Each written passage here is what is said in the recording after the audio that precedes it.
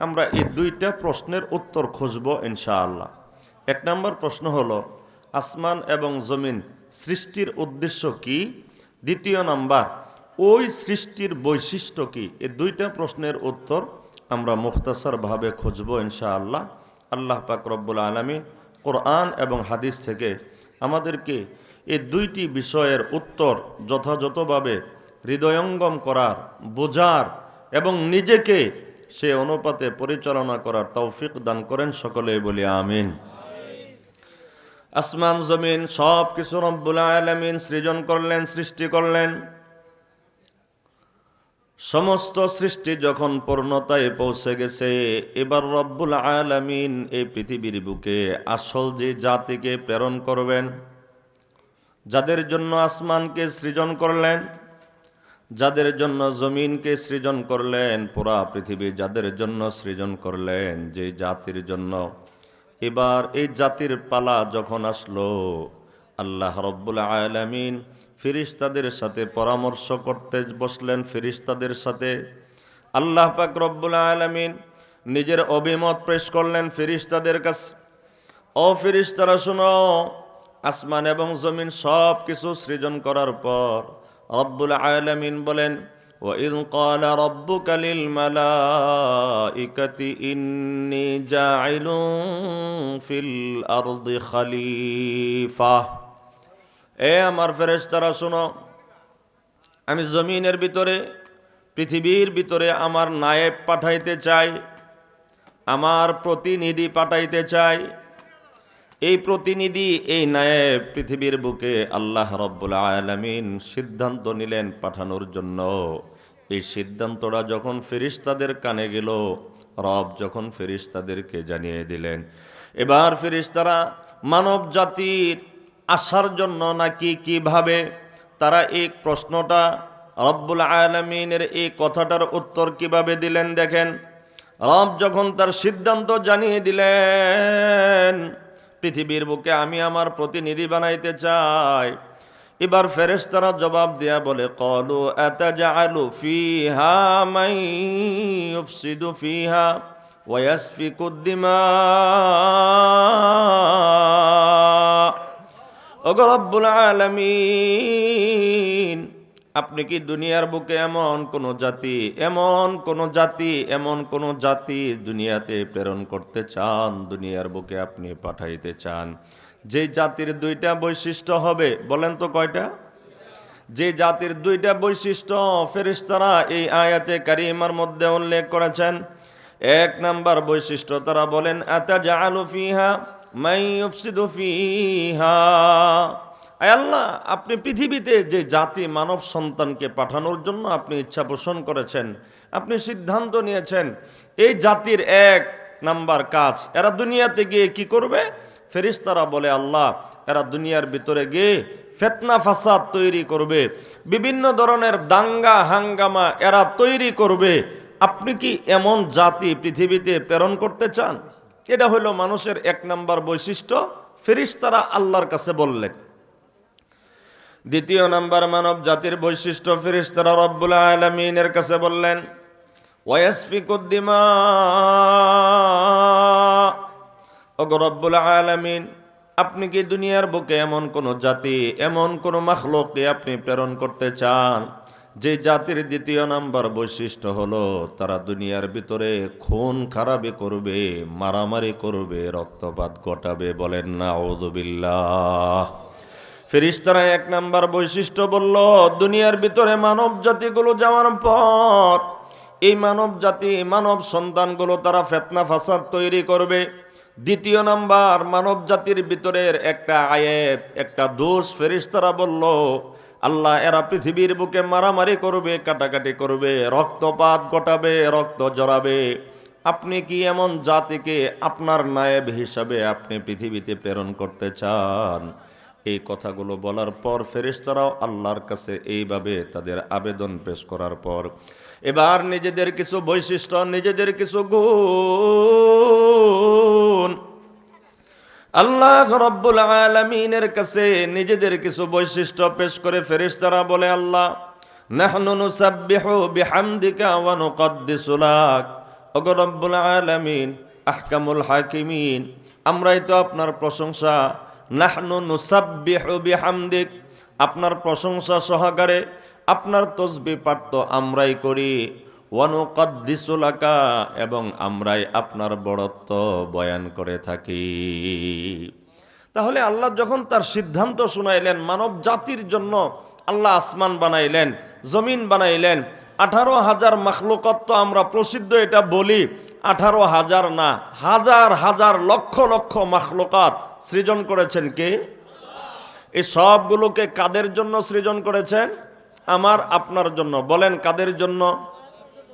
আল্লাহ রাব্বুল আলামিন বলেন, হুয়াল্লাযী খালাকা লাকুম মা ফিল আরদি জামিআ সুম্মা ইসতাওয়া ইলাস সামাই ফাসাওয়াহুন্না সাবআ সামাওয়াত। এই আমার পৃথিবীর বান্দা বান্দিরা শুনো, আসমান এবং জমিনের ভিতরে, পৃথিবীর ভিতরে যা কিছু আছে সব কিছুকে, সবগুলোকে আমি আল্লাহ রব্বুল আলামিন তোমাদের কল্যাণ, তোমাদের জন্যই সৃজন করেছি। অতএব আসমান জমিনের ভিতরে যা কিছু আছে সবগুলো মানুষ আপনার আমার কল্যাণের জন্য সৃজন করেছেন কে? যে কথা বলতেছিলাম, এবার যখন আপনার আমার বানানোর পালা যখন আসলো, আপনাকে, আমাকে, পৃথিবীর মানব জাতিকে রব্বুল আলামিন যখন সৃজন করবেন, এবার যখন ফেরেশতাদের সাথে পরামর্শ করলেন, ফেরেশতারা আমাদের দুইটা গুণ নয়, আমাদের দুইটা দোষের কথা রব্বুল আলামিনের কাছে জানায় দিয়া বললেন, ওগো রব্বুল আলামিন, আপনি কি এমন জাতি পৃথিবীতে আপনার খলিফা, আপনার নায়েব, আপনার প্রতিনিধি হিসাবে পাঠাতে চান, যে জাতির দুইটা বৈশিষ্ট্য? এক নাম্বার বৈশিষ্ট্য হলো এরা পৃথিবীতে খুন খারাপি করবে, এরা পৃথিবীতে দাঙ্গা হাঙ্গামা তৈরি করবে, আরেকটা হলো রক্তপাত ঘটাবে। এই দুই বৈশিষ্ট্য আমাদের দোষ আল্লাহ তাআলার কাছে ফেরেশতাদের পূর্ব অভিজ্ঞতার আলোকে তারা বলল, এবং সাথে সাথে নিজেদের কিছু গুণ আল্লাহর কাছে বর্ণনা করে বলো, আল্লাহ, আমরা আপনার প্রশংসা সহকারে আপনার বড়ত্ব বয়ান করি। আমরা সুবহানাল্লাহি ওয়া বিহামদিহি সুবহানাল্লাহিল আযীম, এগুলো ইবাদত আমরা 24 ঘন্টায় করি। এই কথার আসল উদ্দেশ্য কি? ফেরেশতাদের এই কথার আসল উদ্দেশ্য ছিল আহকামুল হাকিমিন।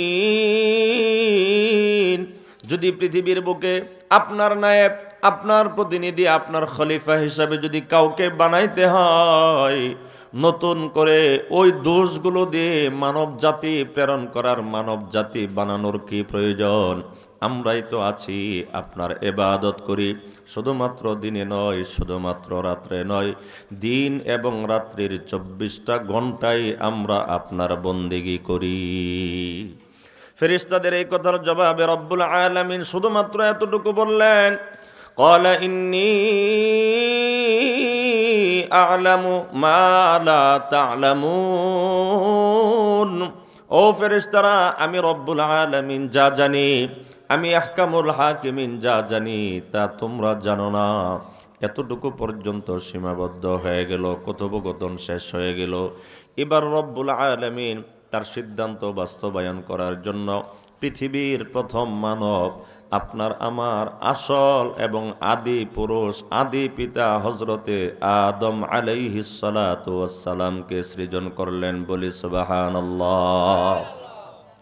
পৃথিবীর প্রথম মানবের নাম, সবাই বলি, পৃথিবীর প্রথম মানবের নাম আমাদের কি হয়? আহা বাবা, এই কথাটা আমাদের ফিকির করে বলা দরকার।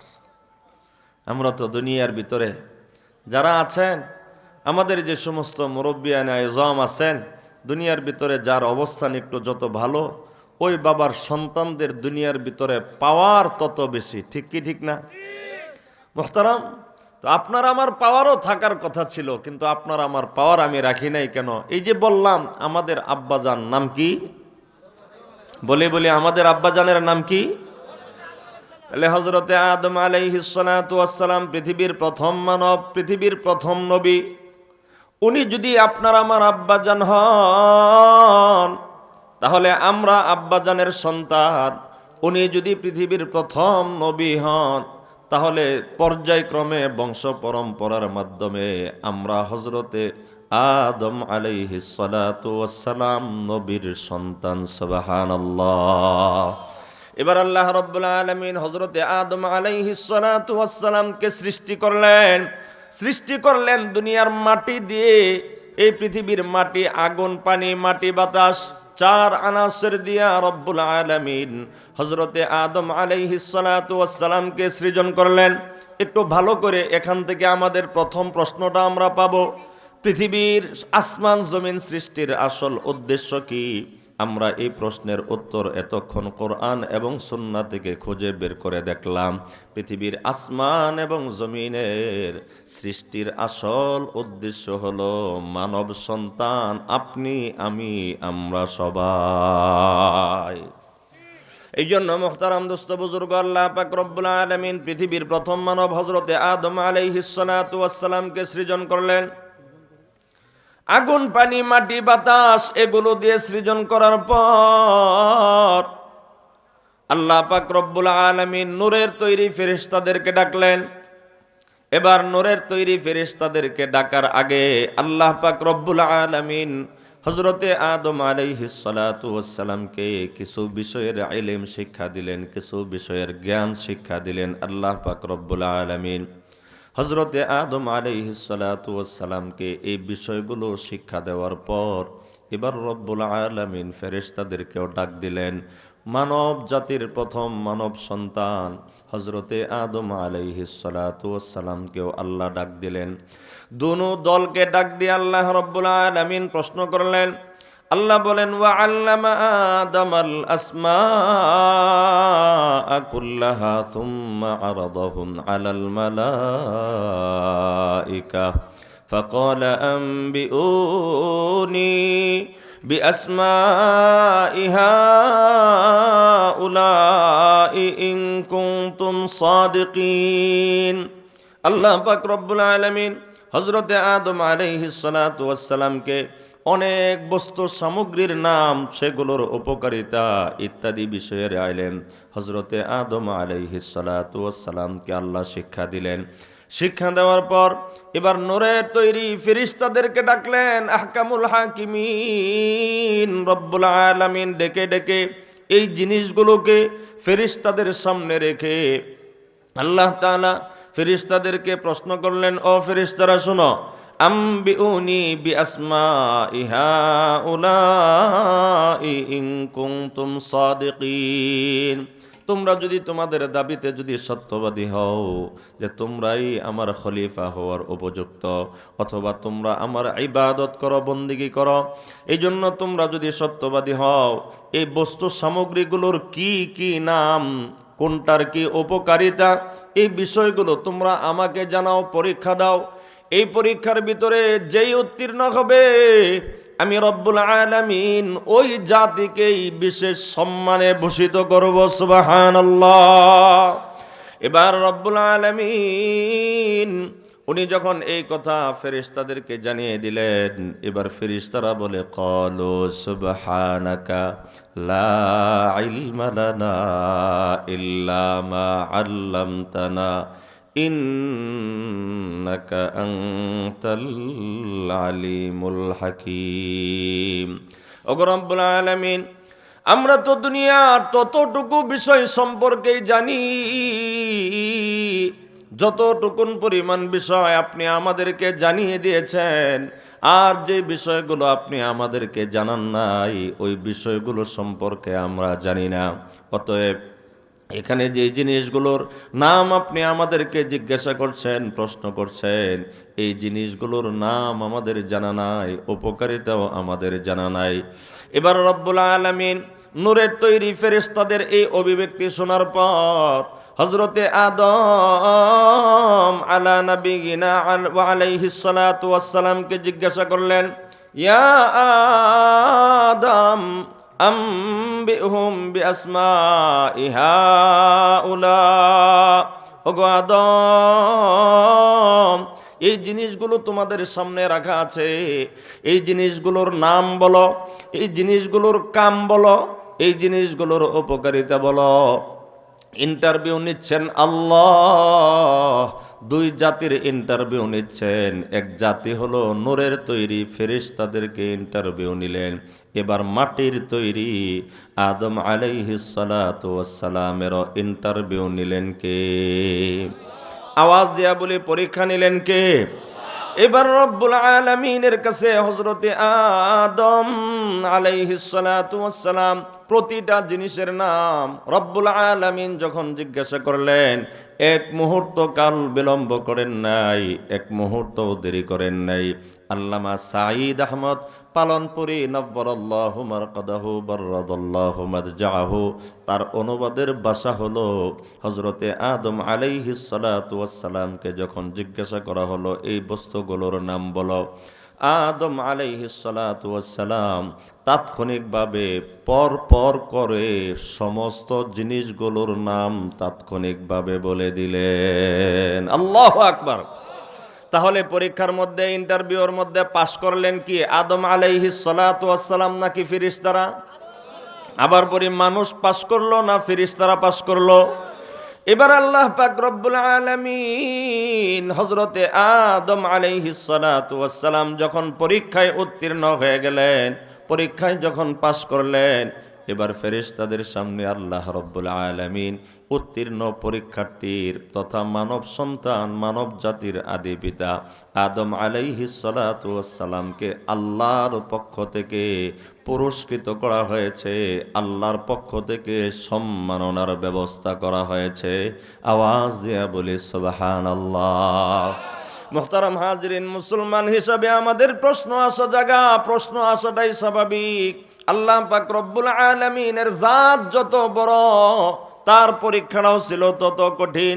এই পরীক্ষার ভিতরে উত্তীর্ণ হওয়ার কথা ছিল নূরের তৈরি ফেরেশতাদের, কিন্তু না না না, এই পরীক্ষায় উত্তীর্ণ হয়ে গেল, উত্তীর্ণ করে দিলেন মাটির তৈরি আদমকে। এবার রব্বুল আলামিন সকল ফেরেশতাদেরকে হুকুম করলেন, ও ফেরেশতারা শোনো, আদম যেহেতু পরীক্ষায় উত্তীর্ণ হয়ে গেছে, তোমাদের সামনে আদমকে প্রশ্ন করলাম, প্রত্যেকটা বস্তু, প্রত্যেকটা জিনিসের নাম, কাম, উপকারিতা সব কিছু বর্ণনা করে দিল।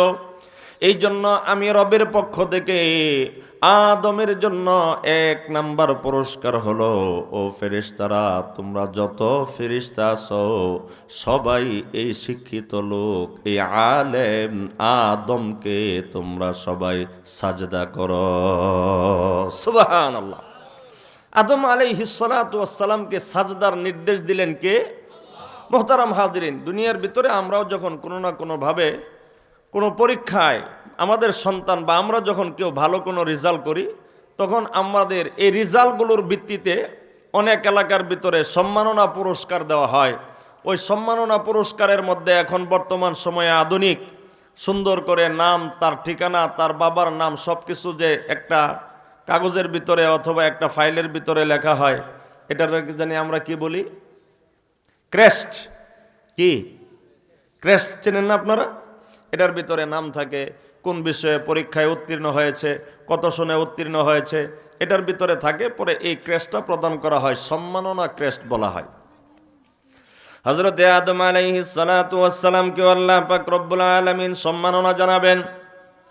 কিভাবে সম্মাননা জানাবেন? রব্বুল আলামিন বলেন, ওয়া ইয কুলনা লিল মালাইকাতি ইসজুদু লিআদম ফাসাজাদু ইল্লা ইবলিস। আল্লাহ রব্বুল আলামিন বলেন, পৃথিবীর মানব সন্তানের জননী আদম আলাইহিস সালাতু ওয়াস সালামকে সৃষ্টি করার পর আমি আল্লাহ পাক রব্বুল আলামিন পরীক্ষা নিলাম, পরীক্ষায় উত্তীর্ণ হয়ে গেল। জিনিসগুলোর নাম আদম জানে, যে এই জিনিসগুলোর নাম সম্পর্কে অবগত, তাকে বলা হয় আলিম। তাকে কি বলা হয়? আপাতত কিছুক্ষণের জন্য মনে করেন এটার নাম টিস্যু বক্স। এটা কি আপনারা সবাই নাম জানেন না জানেন না? এই নামের ব্যাপারে আপনারা সবাই কি বাহ্যিকভাবে, বাহ্যিক অর্থে সবাই আলেম। আলেম শব্দের অর্থ হইল জাননেওয়ালা। আলেম শব্দের অর্থ কি? কিন্তু আলেমের একটা পরিভাষা দুনিয়ার জাগতিক মানুষের কাছে আছে, আবার আলেমের একটা পরিভাষা কোরআন এবং সুন্নাহ মোতাবেক আছে। কোরআন সুন্নাহ মোতাবেক আলেম ওই মানুষকেই বলা হয়।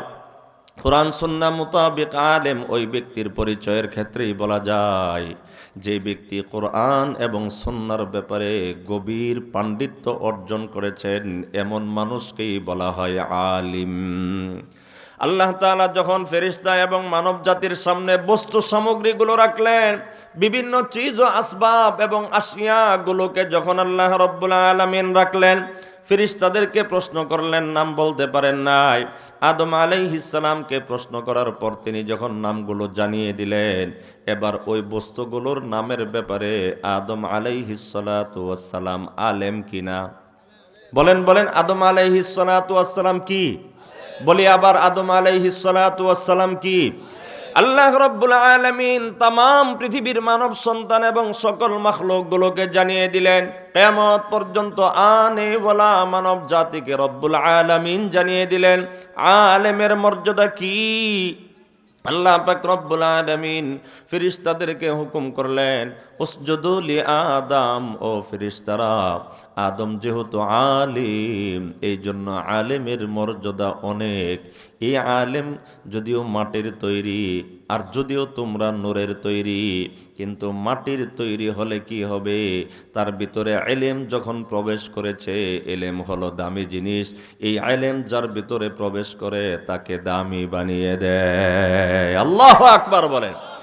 এই জন্য ফেরেশতারা এক নাম্বার নির্দেশ, তোমরা সবাই মিলে আদম আলাইহিস সালাতু ওয়াস সালামকে সাজদা করো। উসজুদু লি আদম, সবাই মিলে আদমকে সাজদা করো।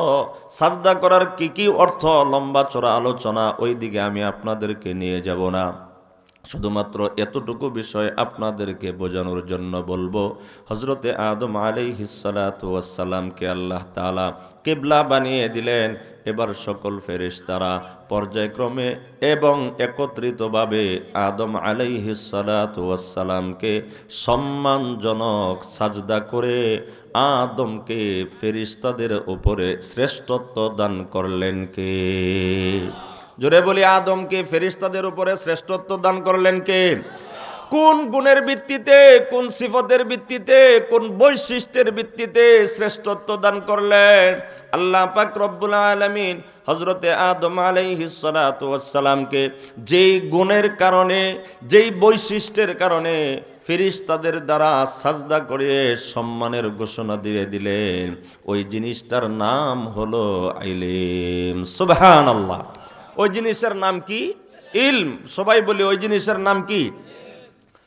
তাফসীরের কিতাবের ভিতরে বিশেষ করে গত 2 দিন আগে ইন্তেকাল করেছেন বাংলাদেশ পাকিস্তানের অন্যতম এক বড় সুফি সাধক ছিলেন আল্লামা জুলফিকার আহমদ নকশবন্দি মুজাদ্দিদি রহমাতুল্লাহি আলাইহি রহমাতান ওয়াসিআ।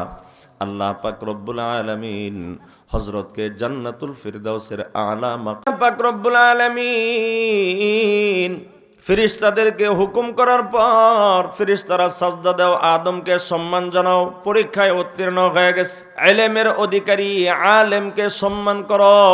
এই আলেমকে সম্মান জানানোর জন্য সর্বপ্রথম যেই ফেরেশতা সাজদা করেছিলেন, ওই ফেরেশতার নাম হলো হযরতে ইসরাফিল আলাইহিস সালাতু ওয়াস সালাম। সর্বপ্রথম আদম আলাইহিস সালামকে সম্মান করেছিলেন, সেজদা দিয়েছিলেন কোন ফেরেশতা? সবাই বলি একটু। দ্বিতীয় নাম্বার যিনি সেজদা দিয়েছিলেন হযরতে জিবরিল আলাইহিস সালাতু ওয়াস সালাম। এবার জুলফিকার আহমদ নকশবন্দি মুজাদ্দিদি দামাত বারাকাতুহুমুল আলিয়া তিনি লেখেন, এরপরে সকল ফেরেশতাগুলো মিলে হযরতে আদম আলাইহিস সালাতু ওয়াস সালামকে একত্রিতভাবে সাজদা করলেন।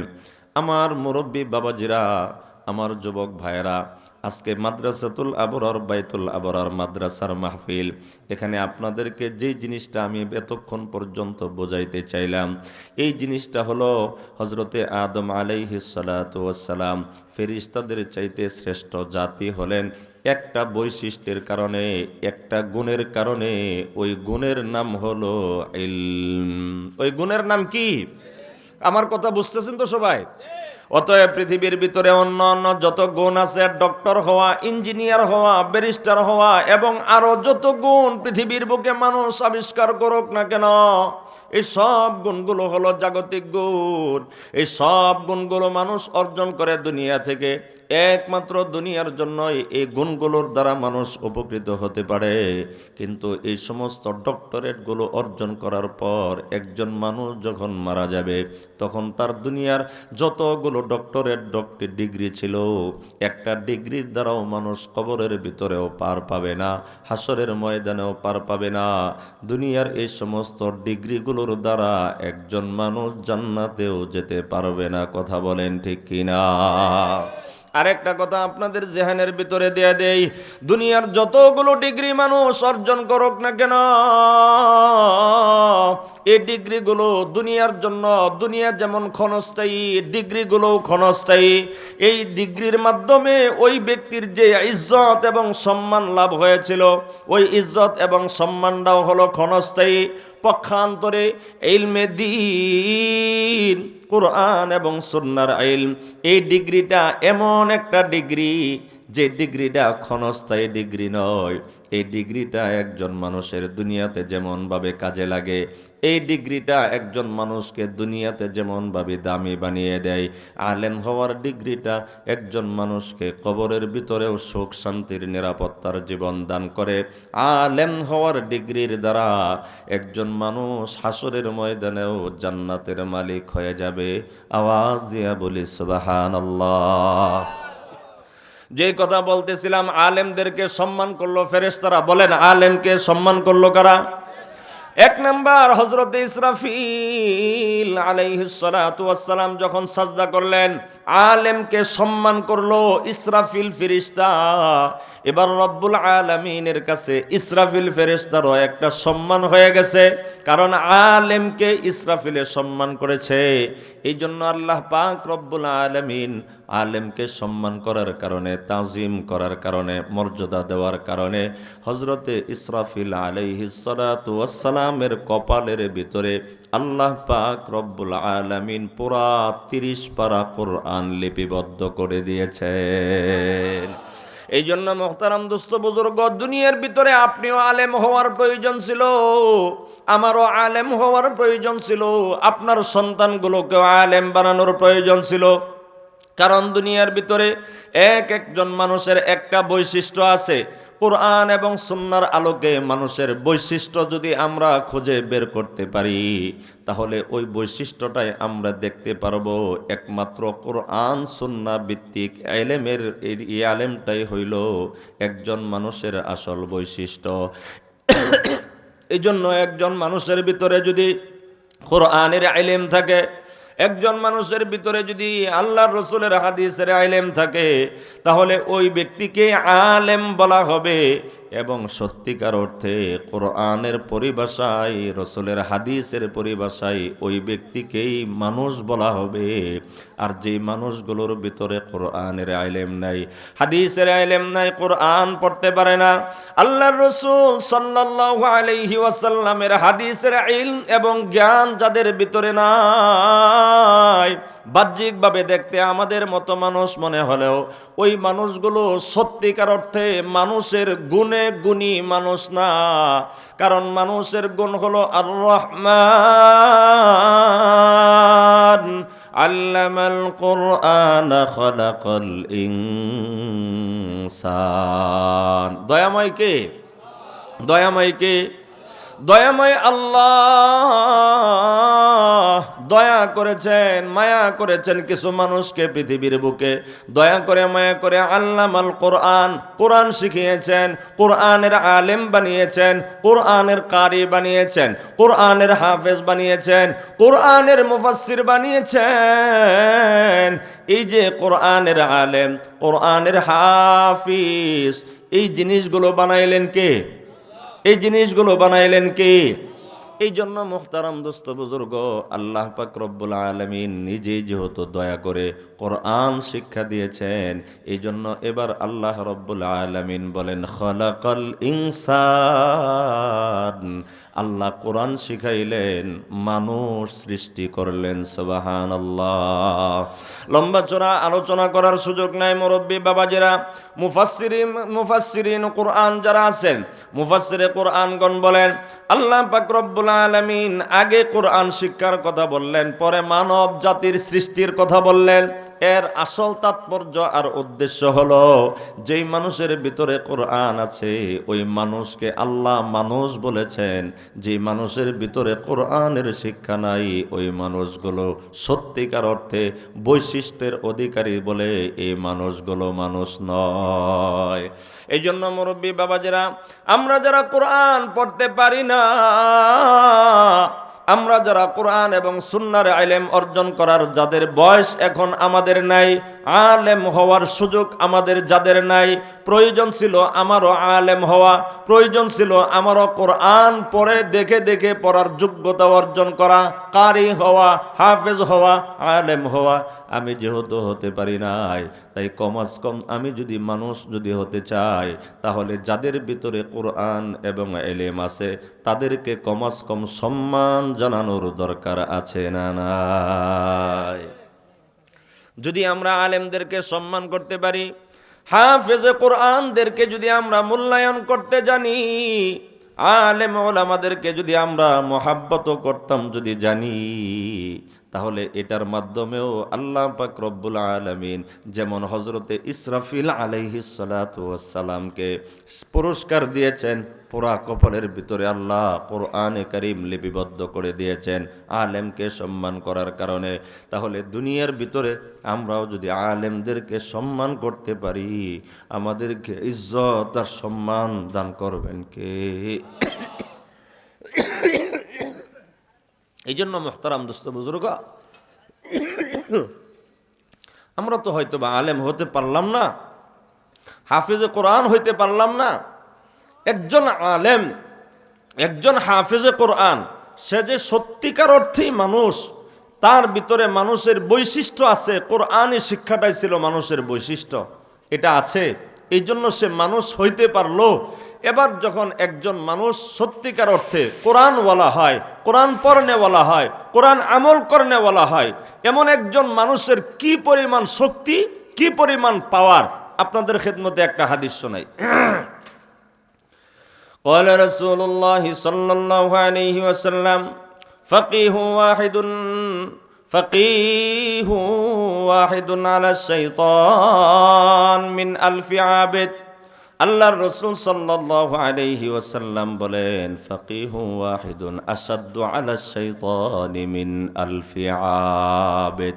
বিশ্বনবী সাল্লাল্লাহু আলাইহি ওয়াসাল্লাম বলেন, দুনিয়ার ভিতরে একজন মানুষ যার ভিতরে কোরআন এবং সুন্নাহর ইলম, যার ভিতরে সমন্বয় গঠিত হয়েছে, ওই ব্যক্তিকে ফকিহ বলা হয়।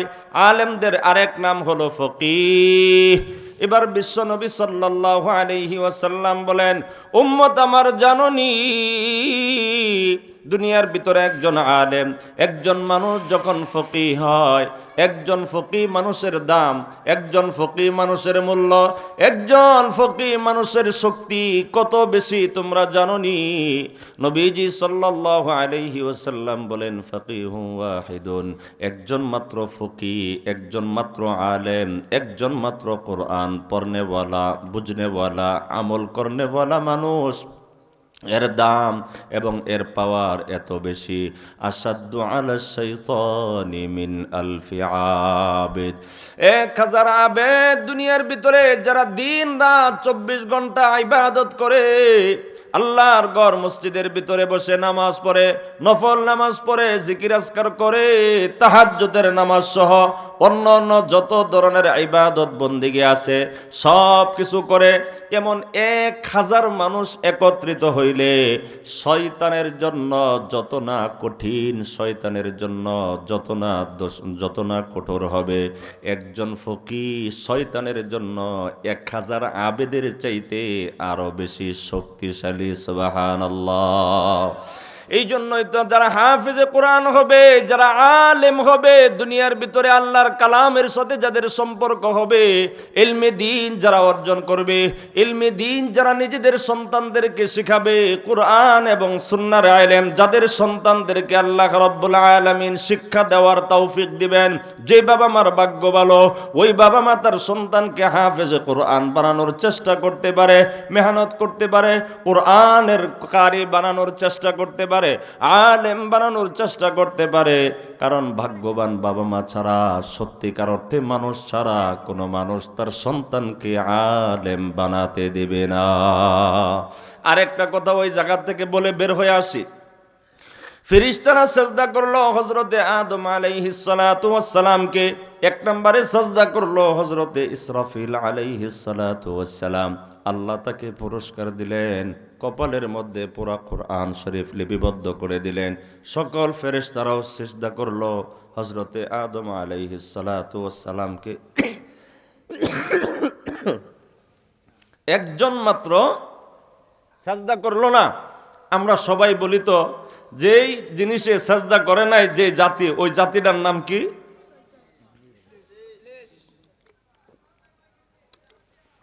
একটু ভালো করে কই, আবার কই, ওই লোকটার নাম কি? ওটা একটা জাতির নাম। আল্লাহ তাআলা স্পষ্টভাবে কোরআনের ভিতরে বলে দিয়েছেন, শোনো, আবা ওয়াস্তাকবার, আলেমকে সম্মান জানানোর জন্য হুকুম করেছিলেন কে? আবার বলি, আলেমকে তাজিম জানানোর জন্য হুকুম করেছিলেন কে? সকল ফেরেশতারা আল্লাহ তাআলার এই হুকুম রক্ষা করলো। সকল ফেরেশতারা আদম আলাইহিস সালাতু ওয়াস সালামকে সাজদা করলো। তারা সম্মানিত জাতি রয়ে গেল, তারা সম্মানিত হয়ে গেল। এবার এই আলেমকে সম্মান করে নাই একজন, সে হলো ইবলিস।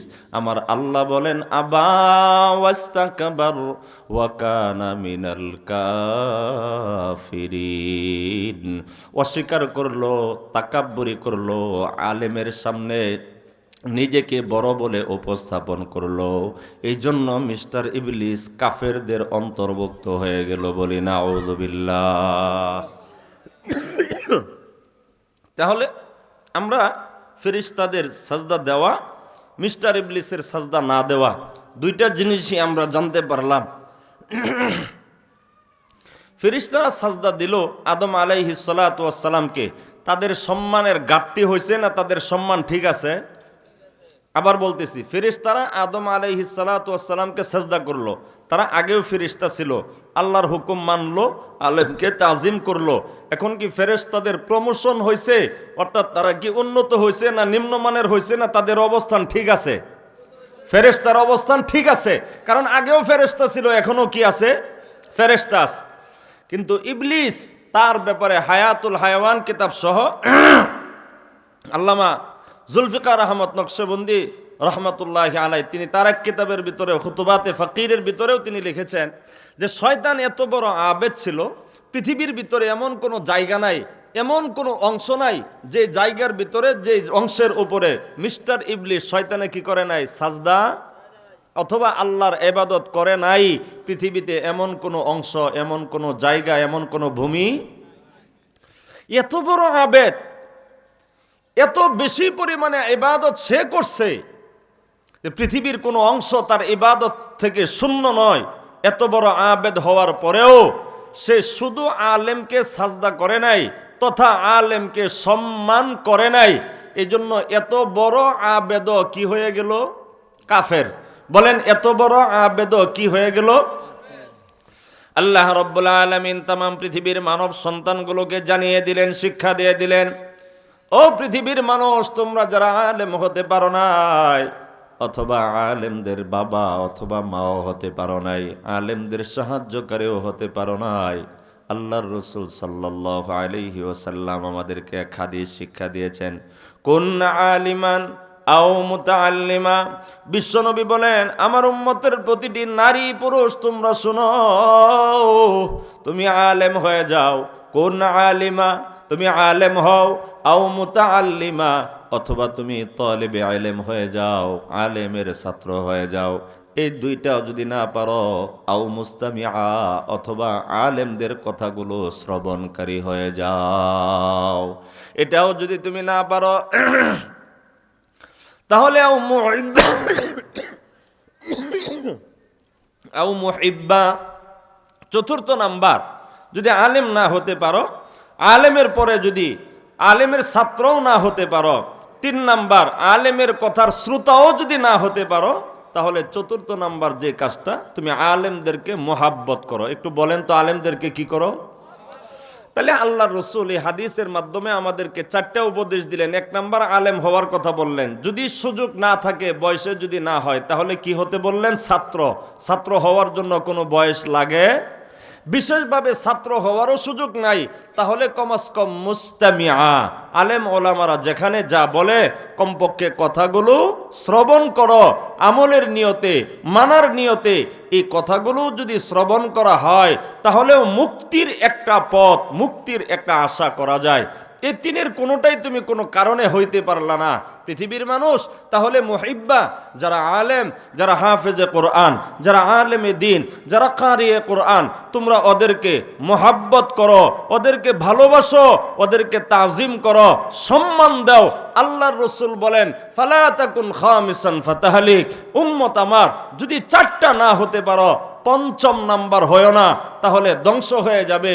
তাহলে এই হাদিস থেকেও আমরা জানতে পারলাম, আলেম না হতে পারলে আলেমদেরকে মোহাব্বত করার কথা, সম্মান করার কথা আমাদেরকে জানিয়ে দিয়েছেন কে? বিশ্বনবী সাল্লাল্লাহু আলাইহি ওয়াসাল্লাম।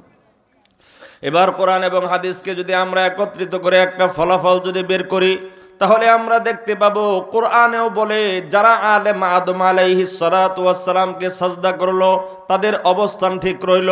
মিস্টার ইবলিস সম্মান করে নাই, এত বড় আবেদ হওয়ার পরেও সে কাফের হয়ে গেল। এদিক দিয়ে বিশ্বনবী বললেন, আলেম হও, না হতে পারলে ছাত্র হও, না হতে পারলে শ্রোতা হও, যদি না হতে পারো তাহলে তোমরা তাদেরকে মোহাব্বত করো। এই 4টা যদি না হতে পারো, 5ম নাম্বার হয় না, তাহলে কিন্তু ধ্বংসপ্রাপ্ত হয়ে যাবে।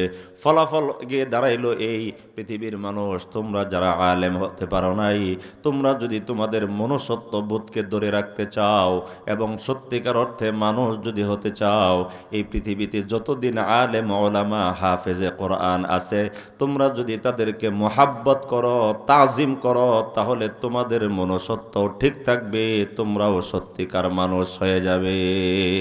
সুবহানাল্লাহ। এই জন্য আল্লাহ পাক রব্বুল আলামিন আমাদেরকে জানিয়ে দিলেন, আলেমদের মর্যাদা অনেক। মানুষের পৃথিবীতে একটা মাত্র বৈশিষ্ট্য, এই বৈশিষ্ট্যের নাম হইল ইলমে দ্বীন অর্জন করা। বলি, মানুষের বৈশিষ্ট্যের নাম কি?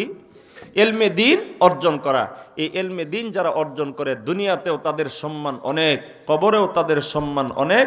সর্বশেষ, মান কারা আল কোরআন ফাস্তাযহারাহু, যেই ছাত্র, যেই মানুষ, যেই নারী, যেই পুরুষ কোরআন পড়লো এবং কোরআনকে মুখস্থ করলো, কোরআনের বিধানের উপরে আমল করলো, মান কারা আল কোরআন ফাস্তাযহারাহু ফাহাল্লা হালালা ওয়া হাররামা হারামা, হালালকে হালাল জানলো, মানলো, হারামকে হারাম জানলো, মানলো, আদখালাহুল্লাহুল জান্নাহ, আল্লাহ তাআলা ওই কারিয়ে কোরআন, তালিয়ে কোরআনকে আল্লাহ তাআলা সোজা জান্নাতে প্রবেশ করিয়ে দেবেন। সুবহানাল্লাহ। আর যদি কোনো সৌভাগ্যবান বাবা মা যদি পৃথিবীতে থাকে, আল্লাহর রাসূল বলেন, মান কারা আল কোরআন ওয়া আমিলা বিমা ফিহি উলবিসা ওয়ালিদাহু তাজান ইয়াউমাল কিয়ামা। দুনিয়ার ভিতরে, আমি শেষ করে দিচ্ছি মুহতারাম, আল্লাহর রাসূল বলেন, দুনিয়ার ভিতরে কিছু হাফেজে কোরআন এমন আছে, দুনিয়ার ভিতরে কিছু আলেম এমন আছে, মান কারা আল কোরআন ওয়া আমিলা বিমা ফিহি, আল্লাহর রাসূল বলেন, আমার উম্মতের মধ্য থেকে যেই মানুষগুলো কোরআন পড়ে এবং কোরআন অনুযায়ী আমল করে, এমন আলেম যারা হবে, তাদের মর্যাদা পরের কথা। উলবিসা ওয়ালিদাহু তাজান ইয়াউমাল কিয়ামা, কিয়ামতের দিন আল্লাহ পাক রব্বুল আলামিন ওই হাফেজে কোরআন, আলেমে দ্বীনের বাবা এবং মায়ের মাথায় আল্লাহ তাআলা হাসরের ময়দানে সম্মানের মুকুট পরিধান করিয়ে দিবেন। সুবহানাল্লাহ। নবীজি সাল্লাল্লাহু আলাইহি ওয়াসাল্লাম বলেন, ওই যে তাদের মাথায় মুকুট পরিধান করানো হবে, হাফেজে কোরআনের আব্বার মাথায়, হাফেজে কোরআনের আম্মার মাথায়, ওই কোরআনের মুকুট, হাফেজে কোরআনের বাবা মায়ের মাথার মুকুটের আলো কেমন হবে? নবীজি বলেন, দাউহু কাহসানি দাউইশ শামস। আল্লাহর রাসূল বলেন, ওই যে টুপিগুলো হবে, তাদের বাবা মায়ের মাথার ভিতরে যে মুকুটগুলো হবে, দাউহু, ওটার আলো হবে সূর্যের আলোর চাইতেও আরো বেশি প্রখর। সুবহানাল্লাহ। অর্থাৎ তার আলোর যে পাওয়ার থাকবে, প্রখরতার পাওয়ার না, দেখার যে পাওয়ার আছে, সূর্যের আলো ওই মুকুটের আলোর সামনে হার মানবে। সুবহানাল্লাহ। এবার নবীজি বলেন, ফামা যান্নুকুম বিল্লাযী আমিলা বিহাযা। একটা বাবা মা তার সন্তানকে শুধুমাত্র হাফেজ আলেম বানানোর কারণেই যদি তার এত মর্যাদা হয়, নবীজি বলেন, সাহাবীরা গো, তাহলে আমার যে উম্মত নিজে আলেম হয়ে কোরআন অনুযায়ী পথ চলল, ওই ব্যক্তির ব্যাপারে তোমাদের ধারণা কি? ওই ব্যক্তির মর্যাদা কত ঊর্ধ্বে। এই জন্য আল্লাহ পাক রব্বুল আলামিন আমাদেরকে জানিয়ে দিয়েছেন, পৃথিবীর মানুষ হওয়ার জন্য বৈশিষ্ট্য হলো কোরআন সুন্নাহ মোতাবেক ইলম অর্জন করা, যতটুকু সম্ভব এলেম অর্জন করা প্রত্যেকের উপরে ফরজ। আমরা যদি পারি ইলমে দ্বীন অর্জন করব, যদি নাও পারি কমস কম কোনো দিন কোনো মাদ্রাসার আলেম ওলামা, মসজিদের ইমাম খতিব অথবা মাদ্রাসার ছাত্রদেরকে দেখলে আমরা তাদেরকে অবশ্যই সম্মান করব, তাজিম করব, মোহাব্বত করব, ভালোবাসবো। তাহলেও আমাদের ভিতরে ঈমান আছে বোঝা যাবে। আল্লাহ না করেন কেউ যদি কোনো দিন কোনো কারণে, কোনো আলেমকে আলেম হওয়ার কারণে, কোনো হাফেজকে হাফেজ হওয়ার কারণে, কোনো কারিকে কারি হওয়ার কারণে তুচ্ছ তাচ্ছিল্য করে, তার সাথে যদি কোনো ধরনের বেয়াদবি করে, শয়তানের ফলাফল আমাদের স্মরণ রাখা দরকার। বুঝেন নাই কথা? শয়তানের ফলাফল আমাদের কি রাখা দরকার? হাদিসেও আছে, হাদিসে কুদসিতে আল্লাহ তাআলা স্পষ্ট জানিয়ে দিয়েছেন, মান আদালি ওয়ালিয়ান ফাকাদ আযানতুহু বিল হারব। এই জন্য মুহতারাম, আমরা ওইদিকে যাচ্ছি না। সর্বশেষ আমি যে আয়াতে কারিমা আপনাদের খিদমতে তিলাওয়াত করছি, এই আয়াতের অর্থ হলো, এই কোরআনকে আমরা কেন ধরব, এই কোরআনকে আমরা কেন পড়ব, এই কোরআন আমাদের সন্তানদেরকে কেন পড়াবো? আল্লাহ বলেন, ইন্না হাযাল কোরআন, এ পৃথিবীর মানুষ শোনো, এই যে কোরআন, ইয়াহদি লিল্লাতি হিয়া আকওয়াম, এই কোরআন পৃথিবীর প্রত্যেকটা জাতি, পৃথিবীর প্রতিটি মানুষকে এই কোরআন সরল সঠিক সঠিক সঠিক পথ দেখায়। সরল সঠিক পথ হলো জান্নাতের পথের নাম। সুবহানাল্লাহ। তাহলে এই কোরআন আমাদেরকে কিসের পথ দেখায় বলি একটু সবাই বলি, কোরআন আমাদেরকে কিসের পথ দেখায়? দ্বিতীয়, আল্লাহ রাব্বুল আলামিন বলেন, ওয়ায়ুবাশশিরুল মুমিনিন, এই কোরআন ওই মানুষগুলোকে সুসংবাদ দেয়, আল্লাযীনা ইয়ামালুনাস সালিহাত, যারা ঈমান আনে, দুনিয়ার ভিতরে নেক আমল করে, এই মানুষগুলোকে কোরআন সুসংবাদ দিয়ে বলে, ও পৃথিবীর বান্দা বান্দিরা শোনো, তোমরা যারা ঈমান এনেছো, আমল করেছো, আন্না লাহুম আজরান কাবীরা, নিশ্চয়ই তোমাদের জন্য বা তাদের জন্য রয়েছে তাদের রবের নিকটে অনেক বড় প্রতিদান। তাহলে মুহতারাম, এই কোরআন আমাদেরকে জান্নাতের পথ দেখায়। আমরা প্রত্যেকে জান্নাতের পথে চলতে চাই, এটা আমাদের প্রত্যেকের নারী পুরুষের তামান্না। কিন্তু পথ চলতে চাই জান্নাতের, কাজ যদি আমরা না করি তাহলে কি জান্নাতের পথে যাওয়া যাবে বলেন? এই জন্য সর্বশেষ আপনাদের খিদমতে আবেদন নিবেদন, পায়ে ধরে বলি, হাতে ধরে বলি, অনুরোধ করে বলি, এই বাইতুল আবরার মাদ্রাসা, এটা আপনাদের এলাকায়, আপনাদেরকে আজকে হয়তোবা উনি মুহতামিম সাহেব হুজুর আপনাদের জন্য খুব বেশি হয়তোবা খাবার দাবার দিতে পারবে না, বা আপনাদেরকে 500-1000 টাকা দিয়ে দিতে পারবে না। আপনাদের কাছ থেকে বরং আরো টাকা নিছে, আপনারা দিছেন। তাহলে প্রশ্ন হলো, হুজুর মাদ্রাসাগুলো আমাদেরকে কি দেয়? সময় নাই দোস্ত ওইদিকে আলোচনা করার, শুধু একটা ইশারা দিই। মাদ্রাসাগুলো আমাদেরকে কি দেয় জানেন? যখন 6 মাত্রার 5 মাত্রার ভূমিকম্প হয়, যে ভূমিকম্পে বাংলাদেশ ব্যতীত অন্য অন্য রাষ্ট্রের বহু ধরনের মারাত্মক ক্ষয়ক্ষতি হয়ে যায়, এত মাত্রার ভূমিকম্প হওয়ার পরেও বাংলাদেশের ভিতরে ঢাকা শহর, আপনাদের গাজীপুর, আপনাদের টঙ্গীতে এত বড় বড় বিল্ডিং থাকার পরেও কোনো বিল্ডিং আদৌ পর্যন্ত ধসে পড়ে নাই। কোনো বিল্ডিংয়ের নিচে বিল্ডিংয়ের নিচে পড়ে কোনো মানুষ মারা গেছে, এই সংবাদও হয়তোবা আপনারা শুনেন নাই। এটার পিছনে কারণ কি? 6 মাত্রার ভূমিকম্প হয়, 5 মাত্রার ভূমিকম্প হয়, শত শত মানুষ মানুষ অন্য কান্ট্রিতে মারা যায়, শত শত বিল্ডিং ধসে পড়ে। বাংলাদেশের ভিতরেও 5 দশমিকের উপরের ভূমিকম্প হয়, 6 দশমিকের উপরের ভূমিকম্প হয়, একটা বিল্ডিংও আলহামদুলিল্লাহ পড়ে না, একটা রাস্তাও কোনোদিন ধসে যায় নাই। বিল্ডিং এর নিচে পড়ে মানুষ মারা গেছে এমন সংবাদও খুবই কম। এটার একমাত্র কারণ হলো মুহতারাম হাজরিন, আমরা সবাই ঘুমাই, আমরা সবাই অচেতন থাকি। বাইতুল আবরারের ছাত্ররা দিনের বেলা তেলাওয়াত করে, রাত্রের বেলা তেলাওয়াত করে। রহমতের বাড়ি দ্বারা এই মাদ্রাসায় সর্বপ্রথম আসে। এই রহমতের বাড়ি দ্বারা আল্লাহর আযাব আর গজব যখন উপরের দিক থেকে আসে, এই রহমত গজবকে দূর করে দেয়। আল্লাহর আযাব আর গজব যখন পৃথিবীর বিভিন্ন প্রান্ত থেকে আসে, আল্লাহর কালামের রহমত পৃথিবীর আযাব আর গজবগুলোকে দূর করে দেয়। আল্লাহর আযাব আর গজব যখন ভূমির নিচের দিক থেকে উপরের দিকে ওঠে, এই কোরআনে কারীমের তেলাওয়াতের রহমতের বাড়ি দ্বারার কারণে ওই আযাব আর উপরে উঠতে পারে না। কোরআনের রহমত আযাবকে জমিনে দবায়া দেয়। এই জন্য এই মাদ্রাসাগুলো আমাদেরকে এমন জিনিস দিচ্ছে যেটা পৃথিবীর কোনো ব্যক্তি দিতে পারে নাই, পৃথিবীর কোনো রাষ্ট্র দিতে পারে নাই। সেটা হলো ভূমিকম্প থেকে বাঁচার কোনো উপায়, আযাব গজব থেকে বাঁচার কোনো উপায় মানুষ দিতে পারে নাই। মাদ্রাসাগুলো আমাদেরকে সুরক্ষা দেয়, মুসলমানদেরকেও সুরক্ষা দেয়। কোরআন তেলাওয়াতের বরকতে আল্লাহ বিল্ডিং হেফাজত করে, আল্লাহ গ্রামকে গ্রাম হেফাজত করে, আমাদের শহরকে হেফাজত করে। কোরআন তেলাওয়াতের বরকতে আল্লাহ তাআলা শুধু মুসলমানদের নয়, বাংলাদেশের অমুসলিমদেরকেও আল্লাহ তাআলা হেফাজত করে। আমরা বুঝি আর না বুঝি মুহতারাম হাজরিন, এই জন্য আপনার আমার গড় সর্বশেষ আপনাদের কাছে আরজ, মা বোনদের কাছে আরজ, আপনার আমার গড়ও যদি আযাব গজব মুক্ত রাখতে চাই, ভূমিকম্পের দ্বারা যেন আপনার গড় না ভেঙে পড়ে, আমার গড় যেন ভেঙে না পড়ে, আপনার সন্তান আমার সন্তান কারো বাবা মা যেন ভবন দশে মরে না যায়। এজন্য প্রত্যেকটা মুসলমানের গড়ে কোরআন পড়ার জন্য, কোরআন মানার জন্য এবং আযাব গজব থেকে বাঁচতে হলেও প্রত্যেকের গড়ে কোরআনে কারিমের দরকার আছে না নাই? কিন্তু এখন মুহতারাম হাজরিন, আমাদের কয়জনের ঘরে কোরআন শরীফ পাওয়া যাবে আল্লাহ মালুম। তো যেই ঘরের ভিতরে কোরআন নাই, ওই ঘরের ভিতরে রহমত নাই। যেই ঘরের ভিতরে রহমত নাই, ওই ঘরের ভিতরে যদি আযাব গজব আসে, তাহলে আযাব গজব ফিরানেওয়ালা প্রতিবন্ধক আছে এমন কিছু? বলেন আছে? তাহলে তো সেখানে আযাব আসলে আযাবের দ্বারা স্বাভাবিকভাবে শিকার হওয়ারই কথা। এই জন্য মুহতারাম দোস্ত বুজুর্গ, আমরা মুসলমান হিসাবে আমাদের প্রত্যেকের ঘরে ইনশাআল্লাহ কোরআন ঢুকাবো তো ভাই? কি বলেন, কে কে ঢোকাবেন ইনশাআল্লাহ?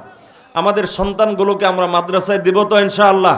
আমাদের সন্তানরা, আমরা হয়তো বা ফিকির করে হুজুর খাবে কি, ওই যে মাদ্রাসার মোতায়েন সাহেব হুজুর, আজকের মাহফিলের পরিচালক সাহেব হুজুর সহ হুজুরদের খাবারের অভাব নাই আলহামদুলিল্লাহ। যে খাবার আমরা আপনারা সাধারণ মানুষ খাইতে পারি না, এই খাবার মানে অভাবের কারণে এই খাবার হুজুররা খায় না, খাইতে খাইতে খাইতে খাইতে খাওয়ার কারণে। সুবহানাল্লাহ। এই জন্য আমরা আমাদের সন্তানদেরকে ইনশাআল্লাহ মাদ্রাসায় দিব তো ভাই? আমাদের আত্মীয় স্বজনের ছেলে মেয়েদেরকে মাদ্রাসায় দেওয়ার জন্য তশকিল করবো তো ইনশাআল্লাহ? আল্লাহ পাক রব্বুল আলামিন আমার এই 2-4টি বাঙ্গা কথার উপরে আমল করার, আমার নিজেকে আমল করার, আপনাদের সবাইকে আমল করার মাধ্যমে আল্লাহ আমাদের টঙ্গী, গাজীপুর সহ, ঢাকা সহ পুরা বাংলাদেশকে মারাত্মক ধরনের ভূমিকম্প, 9 মাত্রার ভূমিকম্পের আশঙ্কা প্রকাশ করছে বিশেষজ্ঞরা। 9 মাত্রার ভূমিকম্প সহ যত আযাব গজব আছে, আল্লাহ তাআলা সকল আযাব আর গজব থেকে আল্লাহর কালামের বরকতে আল্লাহ আমাদেরকে, আমাদের ঘরবাড়ি, আমাদের সমাজ, আমাদের রাষ্ট্রকে আল্লাহ হেফাজত করেন। সকলেই বলি আমিন। হাযা ওয়া আখিরু দাওয়ানা আনিল হামদুলিল্লাহি রাব্বিল আলামিন। সুবহানাল্লাহি ওয়া বিহামদিহি, সুবহানাকাল্লাহুম্মা বিহামদিক, আশহাদু আল্লা ইলাহা ইল্লা আনতা, আস্তাগফিরুকা ওয়া আতুবু ইলাইক। সূরা ইখলাসের আমল করব, এই নিয়তে করব যে আল্লাহ, পৃথিবীতে যত মুমিন নরনারী কবরে শায়িত আছে, আমি প্রত্যেকের কবরে ইহার সব পৌঁছানোর নিয়তে আমি এই আমলটা করতেছি। এই নিয়ত করে করলে হাকিমুল উম্মত থানবী রহমতুল্লাহি আলাইহি লিখেন, এই নিয়তে যদি পৃথিবীর কোনো এক প্রান্ত থেকে কোনো একজন মুসলমান 3 বার সূরা ইখলাস পড়ে, আল্লাহ তাআলা 3 বার সূরা ইখলাস পড়ার কারণে প্রতিটি মুমিন মুসলমানের কবরে এক এক খতম কোরআনের সওয়াব পৌঁছায় দেয়। এই জন্য আমরা কৃপণতা করব না, পড়ব তো 3 বারই, আপনার আমার বাবা দাদার নিয়তেই পড়ব। তবে এই নিয়তের সাথে যদি সমস্ত মুমিনদেরকে আমরা নিয়ত করে নিই, আমাদের কি কোনো ত্রুটি হবে? ফলটা কি হবে? আজকে আমরা তাদের জন্য দোয়া করব। আমি আর আপনি দুনিয়া থেকে চলে যাওয়ার পর আপনার আমার জন্য দোয়া করনেওয়ালা, সব পৌঁছানেওয়ালা আল্লাহ তাআলা নিজে তৈরি করে দেবেন। সুবহানাল্লাহ। أعوذ بالله من الشيطان الرجيم. بسم الله الرحمن الرحيم. قل هو الله أحد الله الصمد لم يلد ولم يولد ولم يكن له كفوا أحد. بسم الله الرحمن الرحيم. قل هو الله أحد الله الصمد لم يلد ولم يولد ولم يكن له كفوا أحد. بسم الله الرحمن الرحيم. قل هو الله أحد الله الصمد لم يلد ولم يولد ولم يكن له كفوا أحد. اللهم صل على محمد وعلى آل محمد كما صليت على إبراهيم وعلى آل إبراهيم إنك حميد مجيد. اللهم بارك على محمد وعلى آل محمد كما باركت على إبراهيم وعلى آل إبراهيم إنك حميد مجيد. أستغفر الله أستغفر الله أستغفر الله العظيم الذي لا إله إلا هو الحي القيوم وأتوب إليه. الحمد لله رب العالمين والصلاة والسلام على سيد الأنبياء والمرسلين وعلى آله وأصحابه أجمعين. ربنا ظلمنا أنفسنا وإن لم تغفر لنا وترحمنا لنكونن من الخاسرين. ربنا لا تزغ قلوبنا بعد إذ هديتنا وهب لنا من لدنك رحمة إنك أنت الوهاب. ربنا آتنا في الدنيا حسنة وفي الآخرة حسنة وقنا عذاب النار. رب ارحمهما كما ربياني صغيرا رب ارحمهما كما ربياني صغيرا. يا حي يا قيوم يا الله يا حي يا قيوم يا الله يا حي يا قيوم يا الله. মেহেরবানি করে আমাদের জিন্দেগীর সমস্ত গুনাহগুলো আল্লাহ তুমি মাফ করে দাও। আয় রব, আমরা বড় অপরাধী, আমরা বড় গুনাহগার, আমরা মুজরিম। মাওলা, তোমার দরবারে মাওলা, তোমার রহমতের দরবারে, মাগফিরাতের দরবারে মাওলা, রহমতের প্রত্যাশা নিয়ে, মাগফিরাতের প্রত্যাশা নিয়ে হাত উত্তোলন করেছি গো আল্লাহ। মেহেরবানি করে আমাদের জিন্দেগীর সমস্ত গুনাহগুলো আল্লাহ তুমি মাফ করে দাও। ও গো রব্বুল আলামিন, আয়েন্দা জিন্দেগীর যতটুকু হায়াত তুমি আমাদের জন্য নির্ধারণ করে রেখেছো গো মাওলা, মেহেরবানি করে আমাদের সবাইকে ইফফতের জিন্দেগি নসিব করে দাও। গুনাহ মুক্ত জিন্দেগি তুমি আমাদের সবাইকে নসিব করে দাও। এ আল্লাহ ইয়া রাব্বুল আলামিন, तमाम পৃথিবীর যত মুমিনিন মুমিনাত মুসলিমিন মুসলিমাত জিন্দা আছে মাওলা, তুমি মেহেরবানি করে সবাইকে মাফ করে দাও। আল্লাহ, যত মুমিন মুসলমান কবরে শায়িত আছে তাদেরকেও মাফ করে জান্নাতুল ফিরদাউসের মেহমান বানিয়ে দাও। আল্লাহ, বিশেষ করে আমাদের বাবা মা, দাদা দাদি, নানা নানি, দোস্ত আহবাব, পাড়া প্রতিবেশী, মুহিব্বিন, মুতাআল্লিকিন যারা ছিলেন গো মাওলা, আজকে পৃথিবীতে নাই মাওলা, মেহেরবানি করে তাদের কবরগুলোকে জান্নাতের টুকরা বানায়া দাও, তাদেরকে তোমার জান্নাতের মেহমান বানায়া নাও। ওগো রব্বুল আলামিন, আজকের এই বাইতুল আবরার মাদ্রাসার মাহফিলকে কবুল আর মঞ্জুর করে নাও। এলাকার জন্য নাজাতের জরিয়া বানায়া দাও, দেশের জন্য নাজাতের জরিয়া বানায়া দাও, তামাম আলমের হিদায়াতের জরিয়া বাইতুল আবরার মাদ্রাসাকে তুমি কবুল আর মঞ্জুর করে নাও। আল্লাহ, তামাম পৃথিবীর ভিতরে যতগুলো মাদারিস মাসাজিদ আছে, খানকাহে হক্কানি আছে মাওলা, মেহেরবানি করে সকল মাদ্রাসা মসজিদ হক্কানি ওলামায়ে কেরামের তত্ত্বাবধানের খানকার খেদমাগুলোকে আল্লাহ তুমি কবুল আর মঞ্জুর করে নাও। মাওলা, মৃত্যু পর্যন্ত, কিয়ামত পর্যন্ত মসজিদ মাদ্রাসা খানকাগুলোকে আল্লাহ তুমি হেফাজত ফরমাও।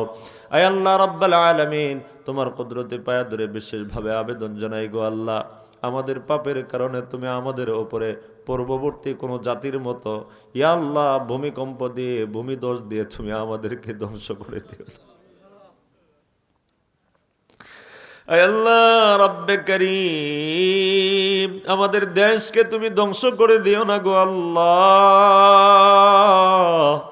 তোমার দয়া, তোমার করুণা, তোমার মেহেরবানির দ্বারা তুমি আমাদের দেশকে আযাব আর গজব থেকে হেফাজত করো।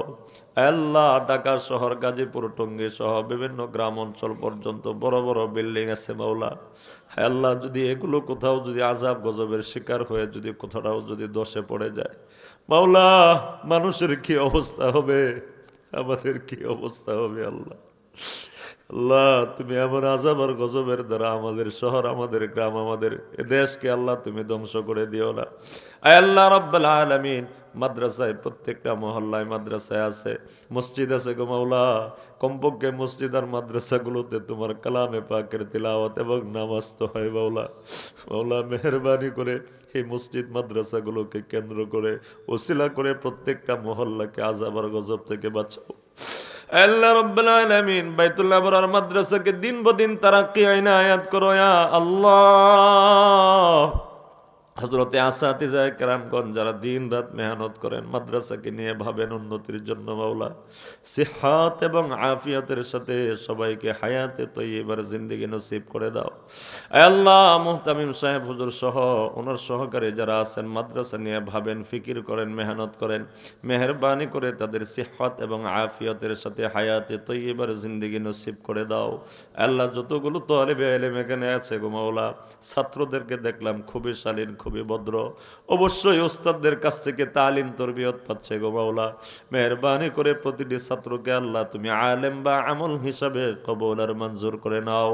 আল্লাহ তামাম পৃথিবীর সকল মাদারিসের তোলাবা উলামাদেরকে আল্লাহ তুমি কবুল আর মঞ্জুর করে নাও।